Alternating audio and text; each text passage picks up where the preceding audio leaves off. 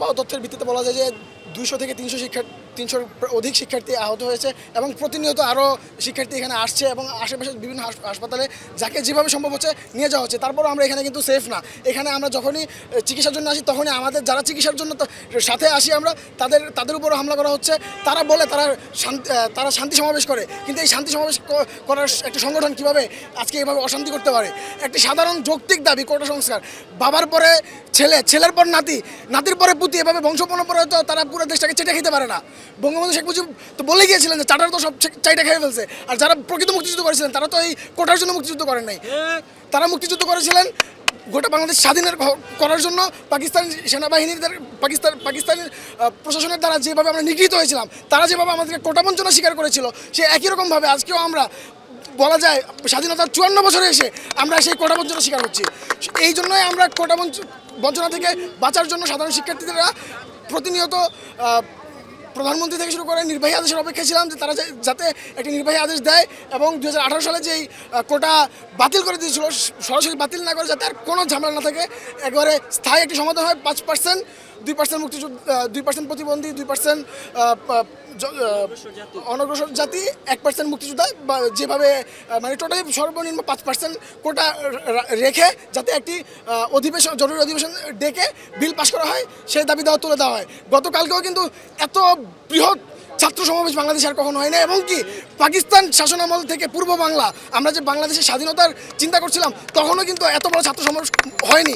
এই ছাত্র সমাবেশ জগন্নাথ থেকে 5টি ব্যারিকেড ভেঙে বঙ্গভবন মরে গিয়েছে। ঢাকা বিশ্ববিদ্যালয় থেকে 3 থেকে 4টি ব্যারিকেড ভেঙে তারা গণজোয়ার নিয়ে গিয়েছে, কিন্তু সেখানে কোনো হামলা হয় নাই, কোনো পুলিশ সদস্য আহত নিহত হওয়ার ঘটনা ঘটে নেই।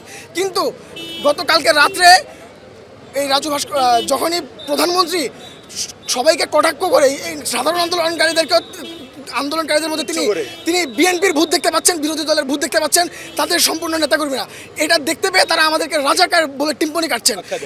কিন্তু প্রকৃত অর্থে আমরা মুক্তিযোদ্ধার সন্তান, আমার দাদু একজন মুক্তিযোদ্ধা, কিন্তু তিনি সনদ গ্রহণ করেন নাই।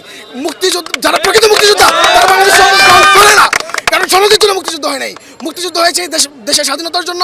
এই বর্তমানে আমরাও সেই মুক্তিযুদ্ধের দিকে এগিয়ে যাচ্ছি, সেই কোটার যৌক্তিক সংস্কারের জন্য আমরা আন্দোলন চালিয়ে যাচ্ছি। এর মধ্যে তারা অযৌক্তিকভাবে বারবার আমাদেরকে রাজাকার, এরপরে প্রেতাত্মা, পাকিস্তানের প্রেতাত্মা যেভাবে তুচ্ছ তাচ্ছিল্য করা যাচ্ছে সেভাবেই করছে। এবং তাদের সন্ত্রাসী গোষ্ঠী, এটা তো আজকে প্রায় 15 বছর ক্ষমতায় একটা, তাদের যে সন্ত্রাসী কর্মকাণ্ড এটা বারবার সবার চোখে পড়ছে। যে কোনো রাজনৈতিক সংগঠন থেকে শুরু করে প্রধানমন্ত্রী বলে, ওবায়দুল কাদের বলে, তারপরে হচ্ছে যে গতকালকে হচ্ছে তথ্য সম্প্রচার প্রতিমন্ত্রী, তিনি সরাসরি উস্কানি দিয়েছে যে যারা আজকে কোটা আন্দোলন করতেছে তাদেরকে তারা প্রতিহত করবে। তো এই প্রতিহতের দ্বারা তারা কী বোঝাতে চেয়েছে? আমরা বিশ্ব দরবারে মানবাধিকার সংস্থাগুলোর কাছে অনুরোধ জানাবো, তারা যে স্যাংশন দিচ্ছিল এদেরকে চূড়ান্তভাবে স্থগিত করে শিক্ষার্থীদের পাশে দাঁড়ান, এই বাংলাদেশের সাধারণ মানুষের পাশে দাঁড়ান। তখন প্রশাসনকে দেখেছি তারা উগ্রভাবে টিয়ার গ্যাস নিক্ষেপ করেছিল, কিন্তু আজকে যখন ছাত্রলীগ প্রত্যেকটি হলে হলে হামলা করেছে, 71 হল, বিসি চত্বর, টিএসসি, এমনকি আমাদের যে মৌলিক অধিকার নেওয়ার জায়গা চিকিৎসা ক্ষেত্র, সেই চিকিৎসা ক্ষেত্রে তারা এইখানেও আমাদেরকে নিরাপদ রাখছে না, তারা এখানেও হামলা করছে। আসলে তারা মুখে ফুলের বুলি আওড়ায়, কিন্তু বাস্তবে তারা কষাইয়ের চেয়েও জঘন্য রূপ নেয়। তারা ইসরায়েলের হানাদার বাহিনী, পাকিস্তানের হানাদার বাহিনীর সাথে আমরা তাদেরকে কম্পেয়ার করতে পারি। এই মুহূর্তে আমরা আর তাদেরকে এর চেয়ে তারা পাকিস্তানি হানাদারের একটি রূপ হিসেবে বাংলাদেশে আবির্ভূত হয়েছে বলে আমরা মনে করছি। আপনারা কালকে রাতে ঢাকা বিশ্ববিদ্যালয়ের মতো জায়গায় অছাত্র যুবলীগের যে কি সভাপতি না কি ওনার নাম পত্রা মনে নাই, নিখিল, উনি এসে সরাসরিভাবে উস্কানি দিয়েছেন এবং তার সাথে আদু ভাই, বাংলার আদু ভাই খ্যাত সাদ্দাম হোসেন, যিনি 9 বছরে পাস করতে পারেন নাই, 9 বছরে অনার্স পাস করতে পারেন নাই, তিনি আমাদেরকে পড়ার টেবিলে যেতে বলেন। এরা সহ গতকাল রাতেও প্রায় 4-5 হাজার চাঁদাবাজদেরকে নিয়ে এই ঢাকা বিশ্ববিদ্যালয়ে হাঙ্গামা করার চেষ্টা করেছে। সাধারণ শিক্ষার্থীদেরকে যখন রাজাকার বলে টিপ্পনি কাটা হচ্ছিল, তার প্রতিবাদ করার সময় তারা লাঠি, সোটা, বাঁশ, আপনারাই দেখেছেন। বর্তমান মিডিয়ার উপরেও তারা কী পরিমাণ যে বাক স্বাধীনতা হরণ করেছে সেটার সাক্ষী আপনারা নিজেরা। আপনারা কিছু বলতে পারেন না, আমাদের কোনো কিছু তুলে ধরতে পারেন না। আমাদের কাছে নিউজ এসেছে, এখনও আমরা আপনাদের মাধ্যমে আসলে আমরা শিওর হতে পারতাম, কিন্তু আপনাদের মাধ্যমে এমন কোনো নিউজ কখনো আমরা পাই না। এত যে হাঙ্গামা হচ্ছে চট্টগ্রাম বিশ্ববিদ্যালয়ে, আমাদের কাছে নিউজ এসেছে একজন শিক্ষার্থী আমাদের ভাই শহীদ হয়েছেন, কিন্তু তার খবর আমরা এখনো কোনো অথেন্টিক কোনো জাতীয় প্রেস মিডিয়া থেকে আমরা পাই নাই। এবং এমনকি এই বর্তমান সরকারের আমলে শাপলা চত্বরে যে হামলা হয়েছিল তারা সেই ঘটনাকে ধামাচাপা দিয়ে ফেলেছিল। তারা বলেছিল সেখানে কোনো কিছুই হয়নি।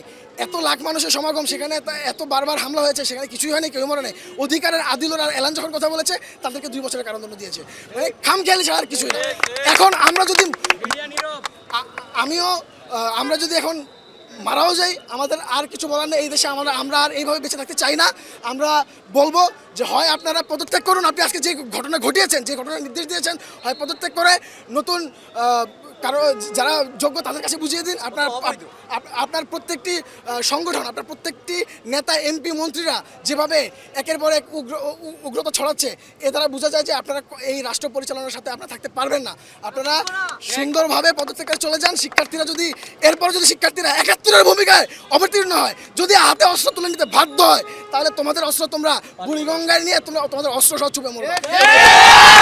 আমাদের কর্মী সংগ্রহ করার জন্য তখন ওরা আমাদের উপর থেকে কিন্তু অনেক ঢিলা ছুটতেছিল, ঠিক আছে। এতে আমাদের 3 থেকে 4টা ভাই আহত হয়। আহত হওয়ার পরে আমরা পিছিয়ে আসতেছিলাম। আস্তে আস্তে আমরা বিসি চত্বরে আসি।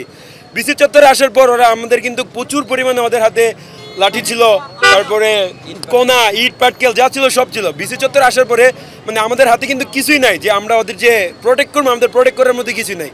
স্পেশালি বিসি চত্বরে আসার পর ওরা আমাদের পিছন থেকে প্রচুর পরিমাণ আঘাত করার কারণে আমাদের কিছু স্টুডেন্ট ভয় পেয়ে যায়। কিছু স্টুডেন্ট ভয় পাওয়ার কারণে ওরা পিছিয়ে চলে যাওয়ার কারণে ছাত্রলীগের সুযোগটা পায়। এবং সুযোগটা পাওয়ার পরে আমাদের পিছিয়ে যে ছাত্রগুলো ছিল ওদের উপরে অমানবিক নির্যাতন করে। বিশেষ করে আমাদের মেয়েগুলা, আমাদের আপুগুলা, তারা পিছিয়ে পড়ে যায়। তাদের পিছিয়ে পড়ে যাওয়ার পর তাদেরকে মানে বলার মতো তার আমার কোনো ভাষাই নাই। মাথা আঘাত করছে, পায়ে আঘাত করছে, প্রচণ্ড পরিমাণে ওদেরকে মারছে, ঠিক আছে।